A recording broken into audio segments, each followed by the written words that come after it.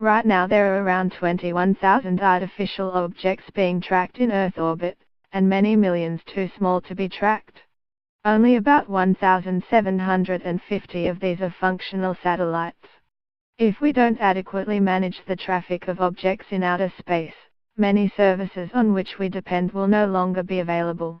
I argue that Australia should step up and fill this role. Space traffic management could be an enduring, national beacon project to inspire and galvanise the Australian space industry. This will be particularly important as the prospective Australian Space Agency builds momentum in 2018.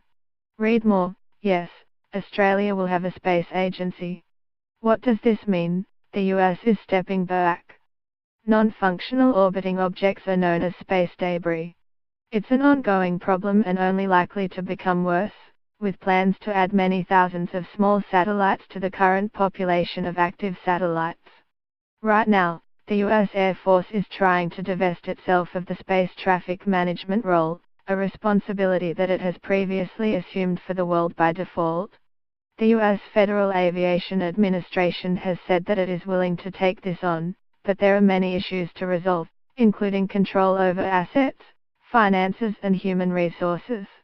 The Australian space industry, facilitated by the prospective Australian Space Agency, can seize this opportunity. We are well suited to play a role that will be valuable from a commercial perspective, and that will place us in a strong strategic position in the future global space industry and its governance. Defining the problem: there's a fair amount of debate about the scope of space traffic management. At the very least it encompasses a means of knowing. It could also encompass an advisory, or even directive, service to satellite operators to avoid collisions and avoid contributing to the existing space debris population. That implies that space rules of the road may be established. Of course, satellites cannot physically stop at intersections, like we see in traffic management on Earth. But we could see development of means to actively prevent collisions, for example, by changing the orbit of space debris. That might be by another space object capturing and physically moving the space debris, or it could be done remotely, such as by a ground-based laser using photon pressure. Australia is qualified. While Australia already has an active space industry, it is thinly spread.